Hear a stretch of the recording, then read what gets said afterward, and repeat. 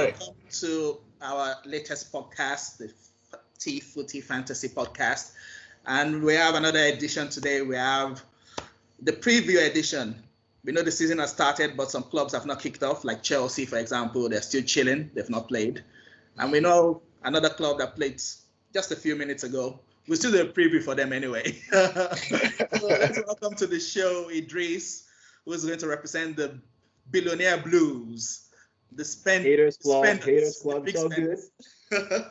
Idris, welcome to the show. Thanks once again. Thank you for having me.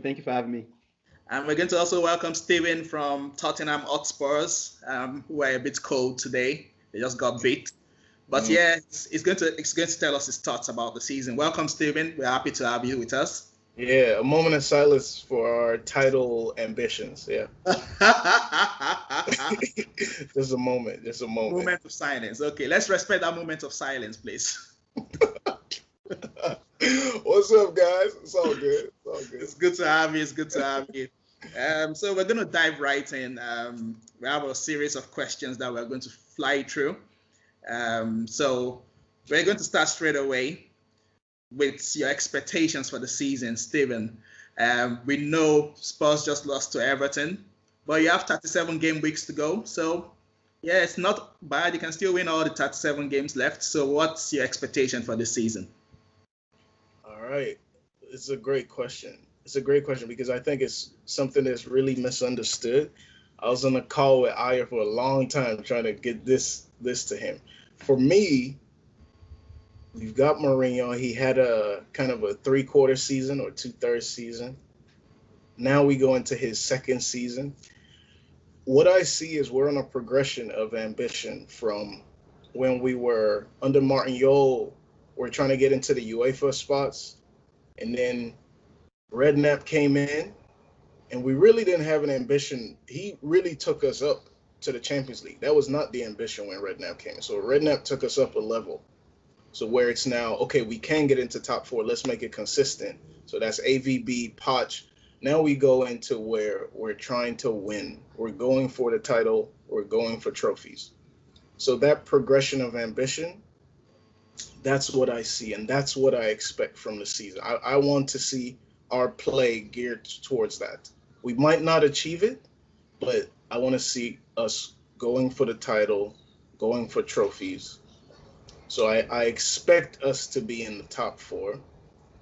But what I really want to see is us, the mentality change.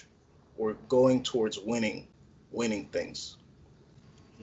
So, it's hard to see from the outside because everybody's really down on Mourinho and down on, what's going to happen. But if he just achieves that change in mentality, I'll be happy with that. That's I'm watching closely to see that change in mentality.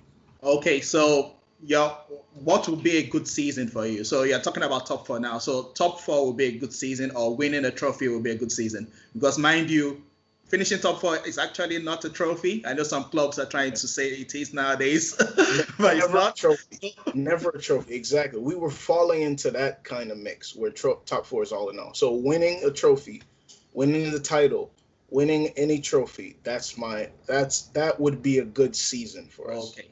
That would be a good season. Fair enough.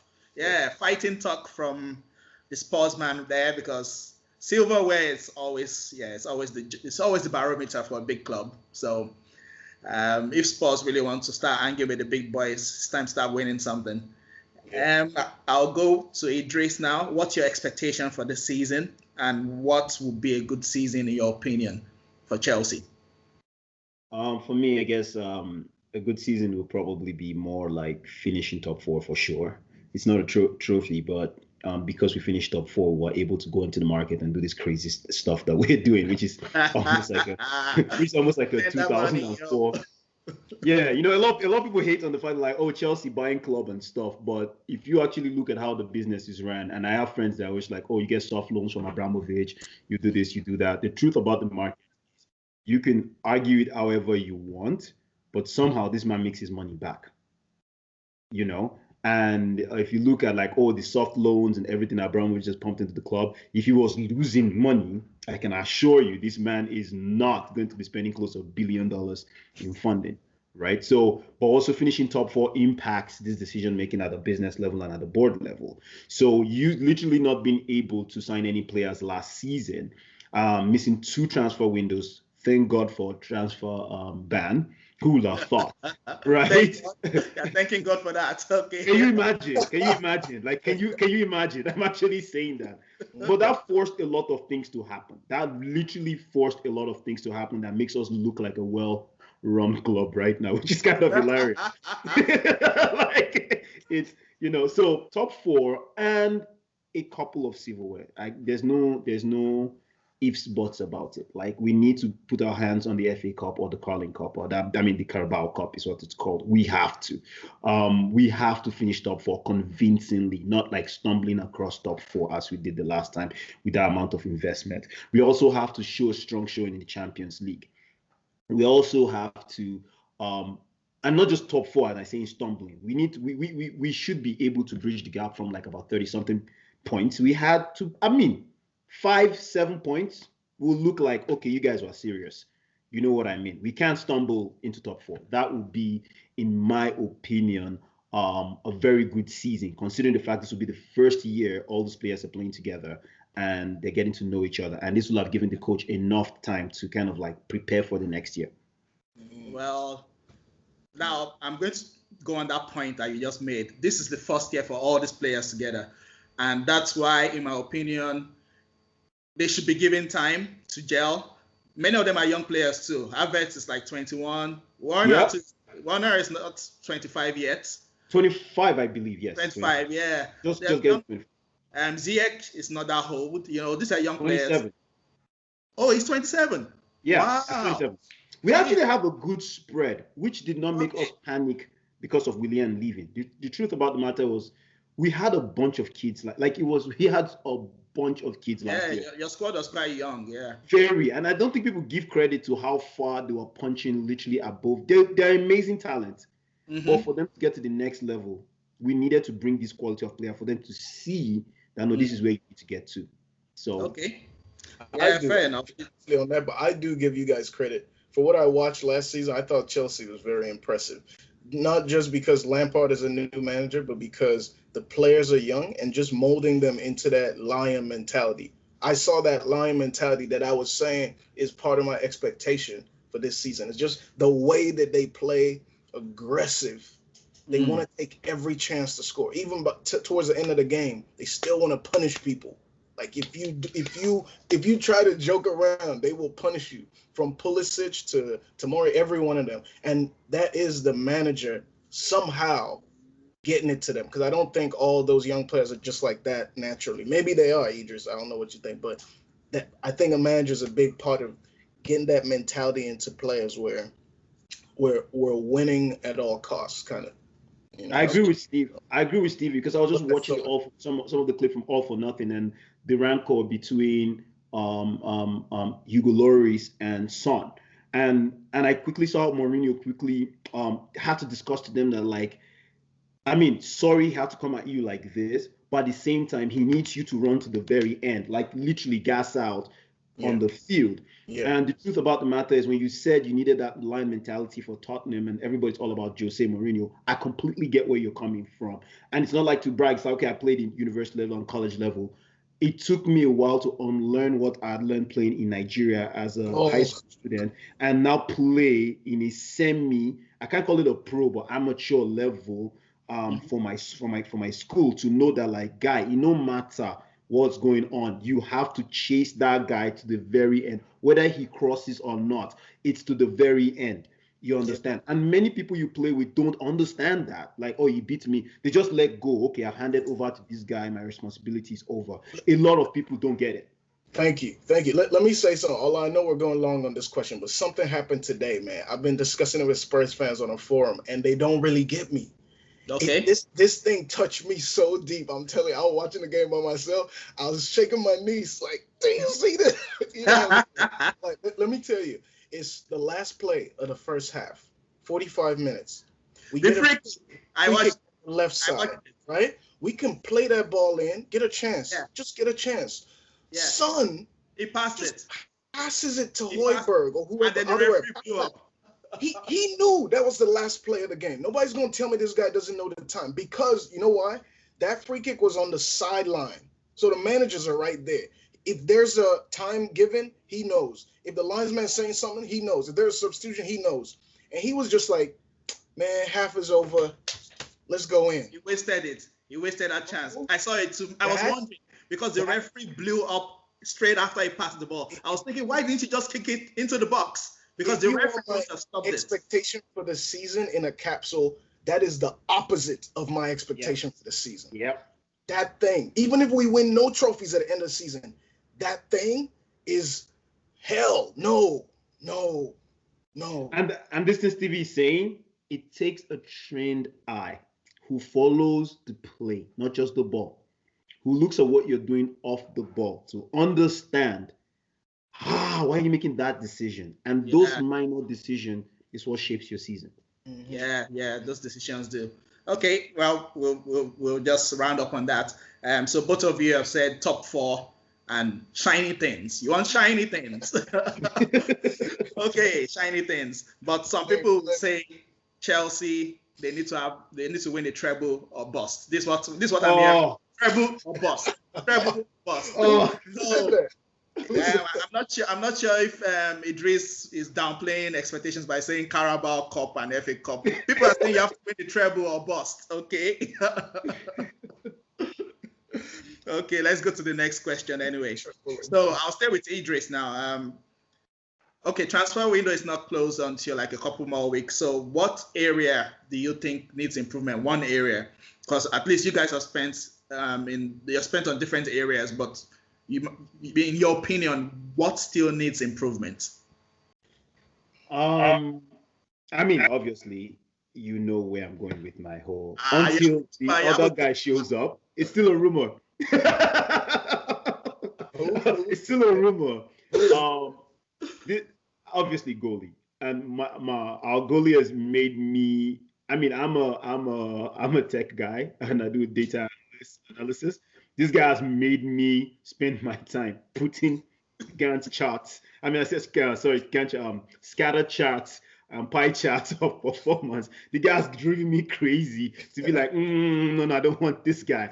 Like, so that's one part we need to improve. That being said, it also depends for Chelsea on the amount of people that need to get are leaving the club, because people might not rationalize why we're going for Declan Rice, but I understand why. Do we really need him? I think we have Ampadu that can do the same job, and depending on how Ampadu plays in Sheffield United, then hopefully he can come back in and slot it into like CB / central midfield, because Kante is getting older. Like we're literally running Kante to the ground, and we can't play him the way we played him last year. It's just we're going to break him. So those two areas, yes, if we can manage and win the ball in the middle, then there's less pressure on the defense. Then you see less erratic situations like from Rudiger and Co. But the goalie for sure. If we don't get Declan Rice, please just get a brand new goalie, and anybody's better than what we have right now. Yeah, Mendy. I know the speculation is Mendy is almost signed up, but to be honest, I've not seen much of him. But I'm sure it's an improvement on Kepa. There's a chart you want me to post after this. I will post it. It's better than Kepa. But I can't believe I've seen Chelsea fans who want to defend Kepa. I know a couple of guys who keep saying, "Oh, it's because the defense is bad." Yeah, okay, defense is bad, but that guy is a terrible goalkeeper. You can't. Have you noticed the way I respond to those guys now? I can't believe it. How can you defend that guy? For me, there's no rational about it. I'm like, what are you talking about? A shot on goal is 50% chance of going in. I can as well just put a freaking pylon. And because we are 50-50 at this point, why am I paying this guy to be there? Oh, it's terrible. It's terrible. It's a terrible goalie. I don't know if he was that bad in Spain. Maybe his confidence is shot. Maybe he was not that bad, but I just don't think. No, Lampard was right to get rid of him towards the end of last season because he was just costing you guys games. So yeah, so I agree with you. Goalkeeper is an area to fix. So we go to Steven. For Spurs, I know I read an interview. Mourinho was saying, "Oh yeah, the club are definitely going to get me a striker. I know they're definitely going to." So he was just like doing his mind games. He said he wanted a striker. So do you agree with him, or do you think there's another area you guys need to improve? Well, you said improvement, so I don't think we can improve on Harry Kane very easily. So I'll just leave that striker position. Anything we do there is just for kind of bodies, right? To kind of give Kane a breather or maybe change things up when we have a tough run of games. For improvement, I really think the fullback positions. I don't want to say just left back, but I do think left back is a tough spot for us because Davis is great. He's a solid player, but he's very, like if you think of an old school English fullback, he's gonna come up if he's open. If he has us 2 seconds on the play, he'll put a cross in. Apart from that, his addition to our attack is not much. Okay, he's solid though. He doesn't lose the ball, but just because Aure is bad and loses the ball all the time doesn't make not losing the ball some positive quality. You shouldn't lose the ball. You know what I'm saying? It makes him seem better than he is just because he doesn't lose the ball. We need somebody that has maybe a bit more pace, can add something dynamic, something tricky. Sorry to cut in, Steven. But quick question: Danny Rose, is he still a Spurs player? Not for long. Okay, so he's back with the squad, but he's not playing. When I check on the Premier League squad, I didn't see him. I could be wrong, but he was not in our Premier League squad. I just wanted to be sure because I know he plays left back, but I wasn't sure what his status was. Okay, you can go ahead. Sorry. Yeah. And Danny Rose has gone back. So somebody else that brings something more positive, some more cunning. Are you gonna overlap? Are you gonna come in the middle? Can you beat a man? Sorry, I have some sound coming in here. Can you beat him? And I think we need improvement there, but I don't want to just relegate it to the left back position. It could be right back too, because for me, Doherty is an unknown. We don't know how he's going to do yet. Yes, he was good at Wolves, but I can't say that we fully fixed the problem yet. It's just one game in, right? So fullbacks, if we can get a good fullback, yeah. Next thing is center mid. I really believe that one of the central problems of Pochettino was he let go of Moussa Dembele and later Wanyama with the idea, because he's a nice coach. He's a great coach. He wants to give young players a chance. His idea was, I'll train Winks to fill in that position. We can fill in that position with Winks, and I trust Winks. And he's trying to help Winks learn in the position. That's good. Winks can learn, but not in a team that wants to win things. You can't really have learners when you're trying to win things, unless they're just incredible quality, which he's not, okay? So center mid, Winks is not good enough. We try to fix it with Ndombele. His performance is not really great, but he has the potential. Lo Celso, he's good, but more of an attacking center mid, okay? Now we bring in Højbjerg. Højbjerg is a defensive player. We need someone who's a real maestro there, somebody who is what Ndombele could be. We need that guy. We haven't replaced Moussa Dembele yet. And so it's like we have all these parts in our central midfield, but nobody who we can fully trust to sit in there yet. So like a Cam? Like a Cam, a central attacking midfielder. He goes box to box, but very creative. Exactly. He can, or like a CM that can do both things, but with some he can see a pass. Like so a Dele Ali when he's in form. No, a Ndombele who can defend. Ndombele who can defend. Okay, yeah. That's what Moussa Dembele was.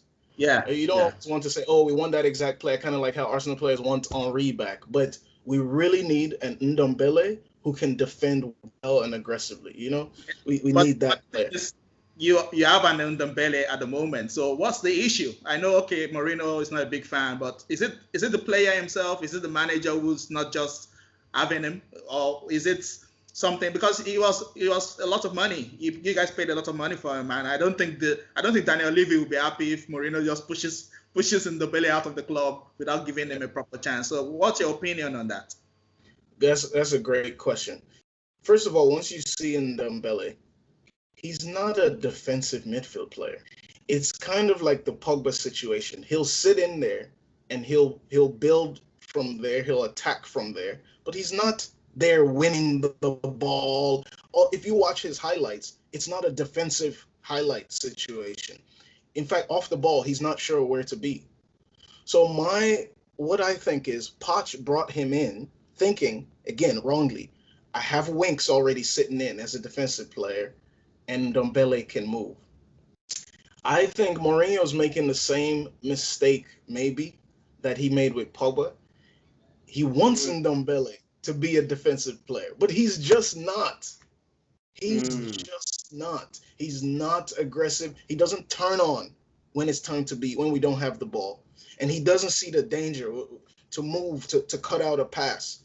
He's just not a defensive player. I think that's the problem. That they're just expecting things of him that are not him. They're not his natural qualities. This boy wants to get the ball, turn on the ball, and let's go up, look for passes, like Lo Celso. But because he's, and I'm going to say, because he's black and strong, I said that today on the chat. He should play. I said that today on the chat with Ndidi playing central back at Leicester. I just like, this is another situation where they're moving a tall black kid into another defensive situation. It's like, no. Let's not do that. I don't think he is that player that they want him to be, that defensive player. So you're always going to see coaches at odds with his performance. Oh, he's not doing this. Unless you keep him for 3 years and train him to do that. But expecting him to do those things is tough. Dele Alli actually played better in a holding position when Poch used to play him in a holding position. He can do that. Dele Alli is more of a mix. So our midfield is a mix of all these players who have different parts, but they're not performing well. So I'm going to tell you right now. Idris and myself were cussing out Mourinho for messing up our fantasy league. Yeah, man. Like how? Yeah, I'm like, taking Ali off. He took Ali off for me. I had Dele Ali, and he took him off at halftime. And then he didn't even start Sejori. I think Idris had Sejori. Yeah, I have Sejori. Right now, that he's done this stuff, I'm looking at the path because according to your next 5 games, in my opinion, I thought Spurs are supposed to have a good next 5 games. Yeah. But if he's already doing this, I'm about to be like, I'm going to keep Harry Kane, but any other person that's around 6 to 5.5, get out of my team, man. I don't need that. You should have called me. There's no way Oreo was going to start this game, man. Oh, man. I should have. Next time, I'll be like, yo. But to cut it short in our middle, I don't think we're going to buy anyone else to improve. We spent a lot of money there. So we have all these players. Lo Celso, we've made Lo Celso permanent. Ndombele, we spent a lot of money. We've got Højbjerg. All these players have different parts. That's one of Mourinho's biggest jobs, to figure out the puzzle. It's like a puzzle in that center mid. How am I going to play these players and complement each one's weaknesses? For me, I think this is the central reason why Jose was fired at Man U. He didn't figure out that puzzle in the center midfield properly, and he ended up having a problem with Pogba, among other things like center defender issues. But if he had figured out that puzzle early, how to play Pogba, the team would have been flowing. So I'm a bit worried in this case, because I'm not sure that Mourinho will figure that out. You just have to find the but that's the improvement we have to make in the center midfield. So center midfield is Mourinho's puzzle to improve, and then fullback we need a new fullback. Fullback. Left back. Fair enough, Stephen. So basically, we will round it up that you're concerned about fullback and you're concerned about centre back. Center mid. Oh, sorry, centre mid. Okay, we'll just take quick fire questions. This is just like quick predictions for both of your teams. So for Idris, for Chelsea, who do you predict to be your player of the season? Who do you think will be your young player of the season? and who would be your top scorer? So, just quick predictions. Player of the season. I think Timo Werner might end up being our player of the season. Okay, and it's probably going to be a top scorer too. Yeah, I think so. I think so because he's capable of playing on the outside, capable of being the main striker, being complemented with Pulisic. It will be deadly. Actually, they will run at a lot of people. Okay, and who do you think will be your young player of the season? Any of the players? Any player under the age of 23 at the moment? Billy Gilmore. It's gonna be Billy Gilmore again. He's still injured, isn't he? I think he's has a very bad injury. And right now they haven't really bought anyone that could stifle his break into the first team. If they brought in Declan Rice, then I could be like, man, it might be Declan Rice. But like, if Billy Gilmore comes in and plays the way he played against Liverpool last year, I think it will cool off the interest in Declan Rice. Except West Ham gets relegated. Like, how old is Loftus-Cheek? Is he younger than 23 at the moment? No, he's 25 now. 25. Ooh, wow. And yeah, 25. And there's a lot being asked of him right now. Like this is his make or break season because I would not be surprised if Loftus-Cheek is sold next year. Injuries have really messed him up though. Yeah, and we're managing him well. Like he's a Chelsea kid. Like the way they treat him versus how they treat Barkley, how they treat any other person is very different. He's treated, a lot of people say N'Golo Kante is the darling of Chelsea team and everything, which he is. But when you look at how they nurtured Ruben Loftus-Cheek, how they took care of him, the story about him, they're making the inspirational thing. This is a make or break season for him. He has to come clutch. But the reason why I was asking about him was, I don't know that can he play that position Gilmore was playing? Can he play deeper in midfield? Can he play He can play like on the pivot with N'Golo Kante. Okay. People actually want to see Kante, him, and what's his name? Kovacic. Because even Kovacic, just like so that they can have them go back and forth, and he gives a lot going forward. So they want to see him go forward rather than stay back. Because again, like Steve said, like some players are not just clued in to the dangers around them. But he's a very intelligent player, but he gives us a lot more going forward than just staying back. Like he's a waste staying back. Oh, you're talking about Billy Gilmore? No, we're talking about Loftus-Cheek. Loftus-Cheek. Loftus-Cheek. Okay, all right. Well, Billy Gilmore is my young player of the year, even before he kicked the ball, because he's gonna come in and do some crazy damage. Yeah. Okay. Who did you say was your player of the season? Who would be? Timo Werner. Werner. Okay. All right. So we're going to throw that question to you too now, Steven. So who will be Spurs player of the season, young player of the season, and top scorer? Well, we probably know who the top scorer is going to be. let's keep that out. I'll just leave it I'll just leave that name in there. But I'll tell you that it's related to the Undertaker. You know what I'm saying? Related to the Undertaker. No, player of the season I think will end up being a defender.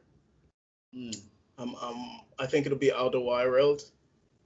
I would say Lloris, but sometimes he makes mistakes. It's not always consistent. I'll say Toby. Young player of the season will probably be Tanganga. Oh yeah, good shout. He'll get more of a chance, especially as we have so many games, crazy kind of games, and he's a strong player that that has the stamina and athleticism to last in some of those games. But who I want this player of the season to be is one of the central midfielders, Ali Ndombele. If Ali Ndombele end up as the player of the season, we win something.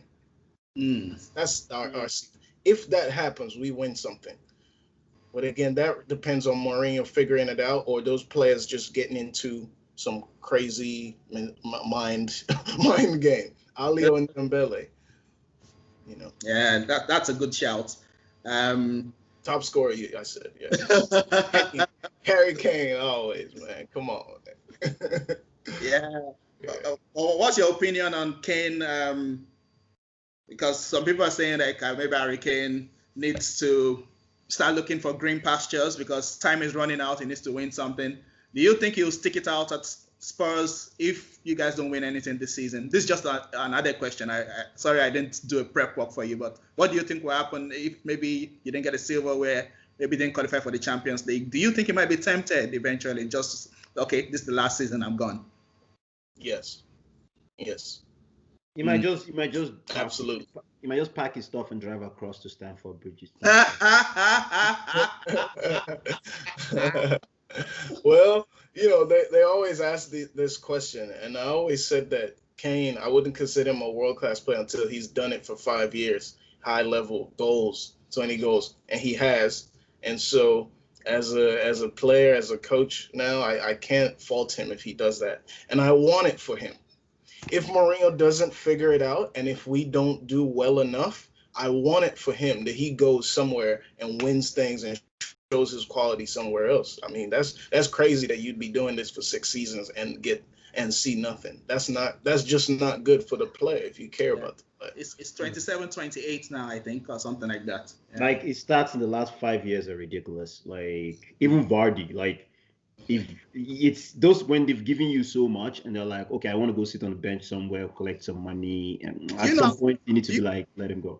Why you gotta sit on the bench? He's not going to sit on the bench somewhere. Oh no, I'm just saying. Sorry. No, he's not. He's definitely not. I mean, if Chelsea wins something or mounts that ridiculous title challenge because of what they've done now, the likes of Harry Kane will look like those kids just need that little icing that I can give them to go. Because the truth of the matter is Giroud is not going to be I think this is the last time they're going to renew Giroud. And if Giroud gets a good league that isn't as demanding on his body, it will make sense for him to go, which is either the French league or the Italian league, because it's a different setup, and it's far more thoughts than it is physical.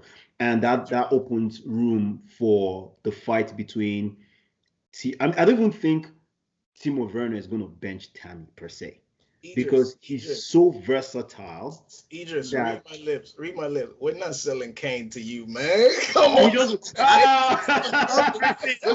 just going to convince him not to sign a new contract. Trust me. What I can see is Bayern, because Lewandowski, as good as he is, he's getting to 33 maybe? Yeah. Something like that. I see Kane fitting in well at Bayern and doing very well. Well at Bayern. I don't see us selling him to another Premiership club. If we do, then that is dumb. I don't like us doing. Wait, how many more years does he have, Steve? Who? Kane on his contract. Oh man, I think it's a while. I think it's a while. I think like 2 or 3 years. Maybe 4. If it's 2 years, it's not a while as much as you think. Like my whole thing about a player you need to keep. Yeah. 2 years, you're playing with fire. 2 years, you're playing with fire. Because all you have to do is just be like, okay, I'm not signing a new contract. Then he has 1 more year left. He's running down the clock. 3 years, forget about it. You can always convince him and everything. Yeah. 2 years for a player that you're like, it's still good because both of you mutually want each other. 2 years for a player you really don't want, you can loan him out and be like, go. But a player you want to keep, 2 years you're on it. 3 years, then it's almost impossible. We almost can't.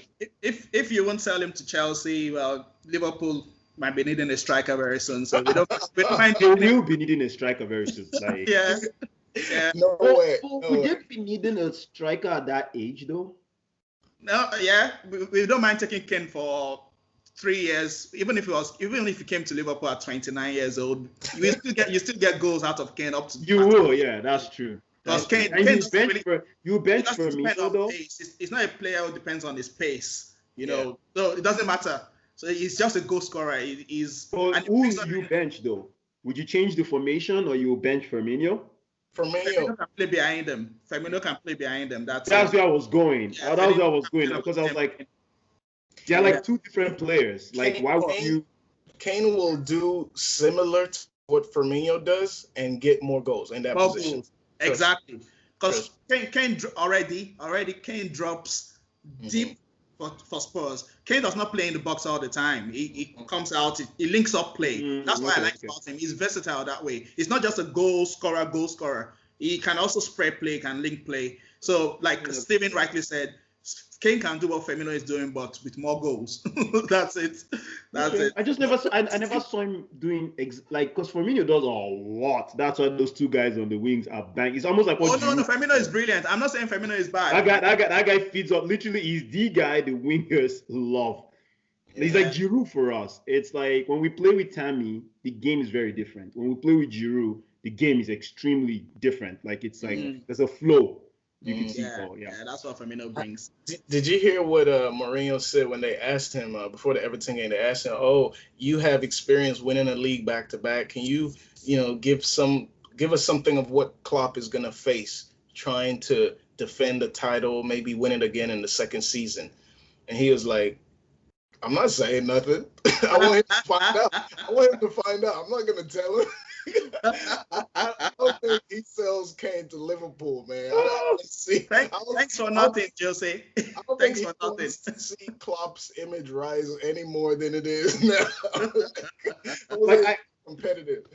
For Liverpool, that's one thing I actually give Pep Guardiola credit for just constantly going for it, like with that bunch of talents he has. I don't think people really understand that like retaining the Premiership title is very difficult. Yeah, it's tough. Very difficult. So I mean, watching what Leeds did with Liverpool yesterday, I actually marked that game down as a tie. I just did not expect Mo Salah to score 2 penalties. And again, that's the naivete of a new team coming into the Premiership, because we saw the same thing with West Brom today, right? Same thing. Like they give out those kind of goals that the big boys won't give. Like they will pounce on you. So, but like, imagine they didn't score those 2 goals. That was an L yesterday for Liverpool, man. Yeah, they played very well. Like they played. This is the pod for Chelsea and Spurs, so don't let me try and take too much airtime with my Liverpool guys, So let the Chelsea and the Spurs guys figure out how to catch up with Liverpool, and then we can leave it that way. So thanks, guys. We're just going to round this up, and before we go, I'm just going to read out our social media handles. You can find us on Twitter on FootyADFantasy, and you can find us on YouTube on Footy Fantasy, our YouTube channel. On Instagram, you can find us at Fantasy Footy, and our Facebook page is Extraordinary Footy Fans, and our website is footyfantasy.com. So we're going to have this podcast on all our social media handles, and we will appreciate if you could share it for us, and if you give us a 5-star rating, that will also help. Just spread the word. We're doing it in our own unique style, and we're going to continue having fantastic guests like Steven and Idris with us every week, and we thank them for their input today. Chelsea and Spurs, they're bringing the fire. Let's see if the season will end with them holding on to shiny things. Shiny things. So thank you, everyone. Thanks for joining us, and we'll speak to you next time. Thank you. Thanks, man. Good one, Idris. See you.